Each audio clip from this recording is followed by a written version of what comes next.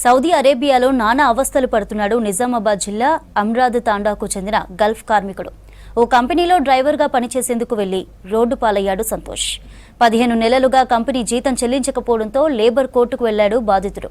దీంతో అతనిపై కక్షతో డీజిల్ దొంగతనం నేరం మోపి జైలు పాలు చేసింది సదరు కంపెనీ.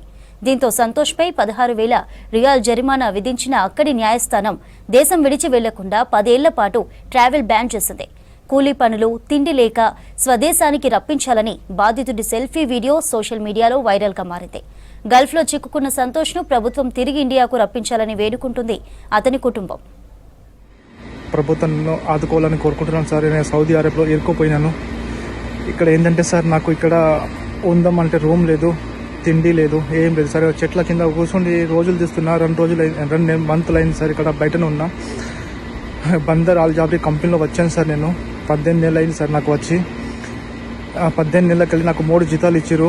15 జీతాలు ఇవ్వలేక అడిగేటప్పుడు రేపు ఇస్తావు, ఇట్లా ఇస్తాను అనుకుంటూ పోతుర్రు. అయితే నేను లేబర్ కోర్టులో పోయి నేను జీతం ఇప్పించి, నేను టికెట్ ఇప్పించి నేను ఇండియాకి వెళ్ళిపోతానని నేను కేసు పెట్టిన సార్ లేబర్ కోర్టులో.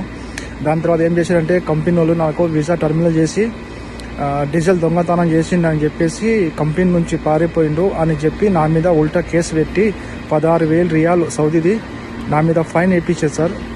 మళ్ళీ సౌదీ నుంచి ఇండియా రాగలందుకు 10 ఏళ్ళ బ్యాన్ చేసారు, ట్రావెలర్స్ బ్యాన్ చేసారు సార్. నన్ను కొంచెం ఆదుకోండి సార్. ఇక్కడ నా పరిస్థితి చాలా ఘోరంగా ఉంది. 2 నెలల నుంచి నేను తిండి లేక, తండ్రి లేక, చెట్ల కింద కూర్చుంటూ గార్డెన్ కాడ ఉంటున్నాను సార్. ఇక్కడ ప్లీజ్ సార్ నన్ను కొంచెం హెల్ప్ చేయండి. ప్రభుత్వం నన్ను కొంచెం ఇండియాకు రప్పించేట్లా చూడండి సార్. ఇంటికాడ పరిస్థితి బాగా